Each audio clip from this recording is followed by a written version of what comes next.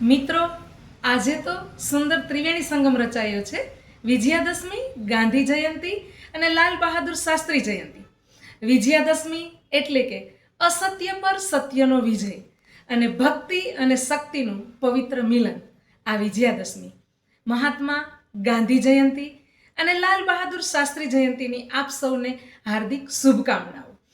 મિત્રો, ગાંધી જયંતિ એટલે કે ગાંધીજીને તો આપ સૌ જાણો જ છો, પણ એક એવું વ્યક્તિત્વ કે જે લાલ બહાદુર શાસ્ત્રી, જેના વિશે આપણા ભારતના 9મા રાષ્ટ્રપતિ શંકર દયાળ શર્માએ એવું કહ્યું હતું કે ગીતાના નિષ્કામ કર્મયોગીનું જો એક અદ્ભુત ઉદાહરણ હોય તો એ લાલ બહાદુર શાસ્ત્રી છે.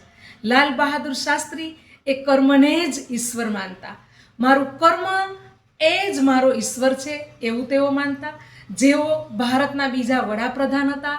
અનેક ઝંઝાવાતો વચ્ચે એમણે પોતાની કારકિર્દી જાળવી રાખી. પોતે છેક એક સામાન્ય ખેડૂત પુત્રથી લઈ અને વડાપ્રધાન સુધીની જે સફર છે એ એમણે બખૂબી નિભાવી.